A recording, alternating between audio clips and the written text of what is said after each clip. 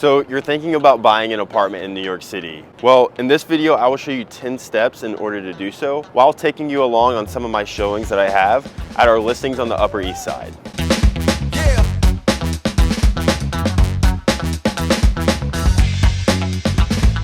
Let me just start by saying though that buying real estate in Manhattan is a little bit different than buying anywhere else in the world. So throw everything you thought you knew about buying and selling real estate out the window. Well, not everything, but a good portion of it, because this is gonna be a little bit different.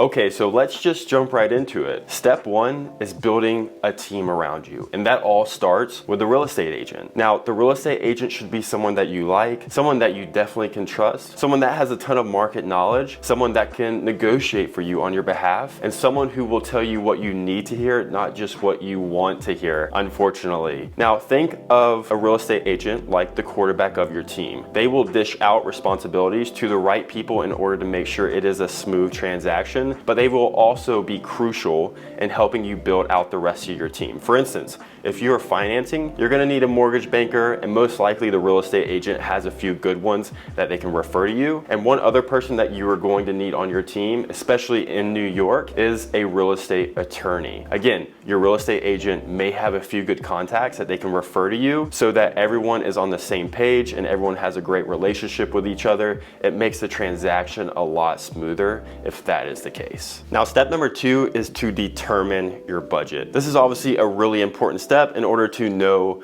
what you can actually afford. The last thing you want to do is go shopping around for a home with your champagne taste if you only have a beer budget. It just doesn't really work. That's where having that relationship with a mortgage banker really comes in handy. They are obviously experts at figuring out what you can and you can't afford, and they'll look at things like your income and your debts to figure out your debt to income ratio and what your post-closing liquidity may look like. So this is a super important step that a lot of people kind of overlook at first, but it really sets them up for success throughout this search to make sure that they are actually looking at things they can afford on a monthly basis. The last thing you want to do is not set your expectations right and then just be let down over the process. Now, before we hop into step three, I actually need to head to one of our listings to do a showing up on 5th Avenue. So let me run up there, do that showing, and then we will hop into step three.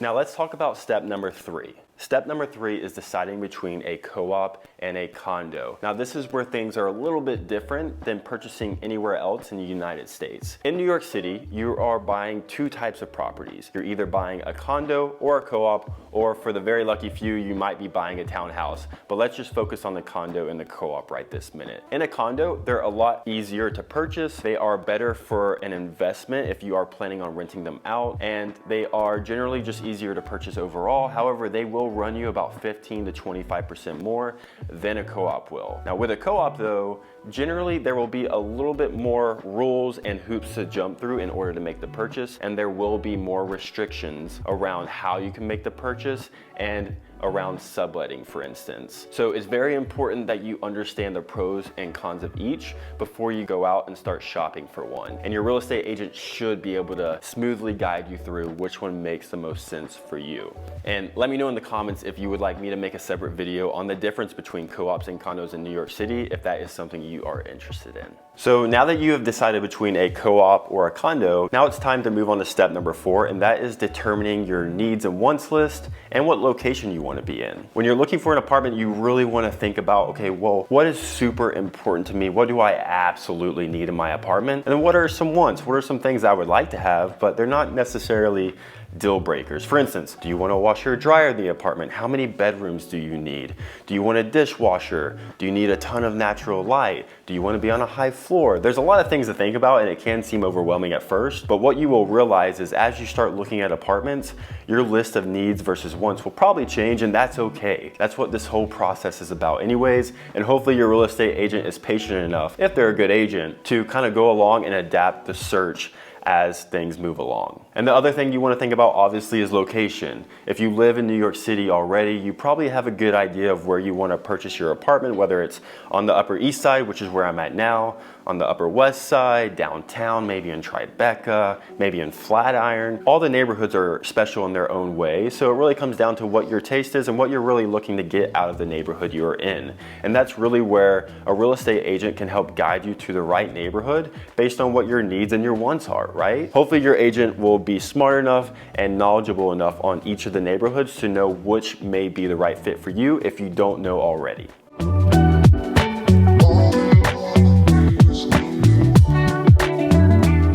I had to run over to another one of our listings that we have here on the Upper East Side, which I actually have done a property tour of this apartment if you want to check it out. But let me set this down and we will get on to step 5. Now let's talk about step number 5. This is the fun part and the most exciting part, when you're actually going out and looking at properties that you want to potentially purchase. This is like going on a treasure hunt, but instead of looking for gold, we are looking for your dream home. Now just picture yourself wandering through different neighborhoods, touring beautiful apartments. I mean, they're not all going to be beautiful. Some of them might need some tender love and care. And maybe that's what you're looking for, is a little fixer-upper. But the real goal of all this is to picture yourself living in the apartment, because that's what you're going to be doing there, right? When you're walking through these homes, can you imagine yourself living there? Can you imagine yourself making the memories that the future holds for you? Really, when you are walking through these homes, it's like trying on clothes that you bought online, but instead this is your home that you're trying on. And that's okay if this takes time. This is a huge investment, so just take your time, don't rush it, and don't buy the first thing you see, because most likely there's going to be more options out there that might better suit your needs. Okay, so you have found the apartment you want to purchase, which is amazing. But now we have to move on to the next step, which is step number 6, which is making an offer. Making an offer is a big deal. It's like asking someone to marry you. You want to do it in a way that shows that you are serious about taking the next step. Think of your offer like a carefully wrapped present. You want it to be as nice and appealing as possible to the seller and their agent. That means having all your paperwork in order and showing that you are financially prepared to pay for this apartment. And this is what's great about already having that team in place, because when you show that, hey, I have a mortgage banker lined up, I have an attorney lined up, and all my financials are in order, that shows that you are serious and you're ready to make that next step. Making a strong offer increases the chance of the seller actually accepting it, so it is essential to get this right. Can we just take a moment to appreciate how nice this dining room is? You don't see many of these anymore in New York, so every now and then you just gotta take it in. But anyways, let's get on to step number 7, which is the accepted offer. So congratulations, you got the accepted offer, which is basically the green light to move forward, but don't get too excited just yet, because there's still a lot more steps that go into purchasing the apartment. So now is the time to really get serious, because now we are going to team up with the attorney that we already have in place, and they are going to begin their due diligence on the building, the apartment, and putting the contract together. This is like preparing and doing all your homework before your next big test. Unlike other parts of the country, buyers have to use attorneys in order to draw up the contract for the sale to be final. Once all the due diligence is done, hopefully the contract will be able to be signed within 5 to 10 business days, but again, that can fluctuate depending on the apartment and the building. But overall, that's the goal.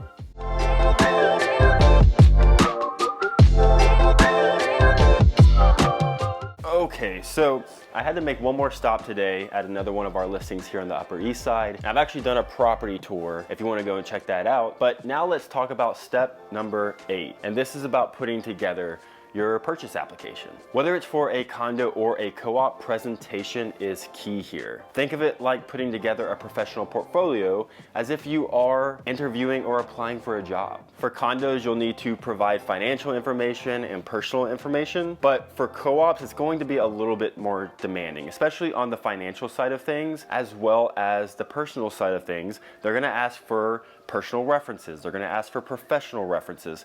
You are basically joining almost like a country club, and they wanna know everything about you. So if they ask you, what did you have for breakfast? you better be willing to tell them. So just make sure everything is in order and that you present yourself well. This is your chance to show that you are a responsible buyer and that you would be a good fit for the building. Okay, so now that we have turned in your purchase application, now it is time for step number 9, which is waiting for board approval from either the condo or the co-op. Now with a co-op, one thing to keep in mind is right before you get board approved, you have to go through an interview process where you are interviewing with people that are on the board of that building. Again, it's like interviewing for a job. That's why co-ops can be a little trickier if you do not want to go through that kind of process. But again, they are 15 to 25% cheaper than a condo. Now, after you are board approved on either a condo or a co-op, then the attorney will go ahead and set up closing, which is generally about 2 weeks out from when you get approved. Now, leading up to closing day, we will schedule a final walkthrough. So you will schedule one with your agent to walk through the apartment one more time, check the outlets, check to make sure that everything is working and that it is good to go for closing day. Generally, the final walkthrough will happen like the day before closing day or sometimes even the morning of.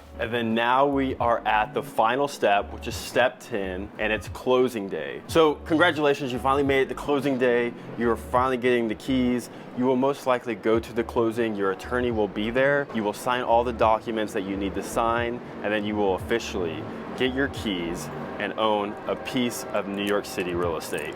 So it's an exciting thing. Obviously, owning a piece of real estate in New York is a huge accomplishment for a lot of people, and it can be a stressful process at times, but that is why it's good to have an agent that will be able to guide you and make it a smooth process so that you can actually enjoy it. So I hope this video helped you understand what the process is like of buying an apartment here in New York City. Feel free to reach out to me if you are thinking about purchasing a home. I would love to help you find your dream home here. Make sure you give this video a thumbs up, please subscribe, and let me know in the comments if you would like to see more of these kind of videos, some like how-tos when it comes to New York City real estate. So again, thank you for watching, and I will see you guys in the next one.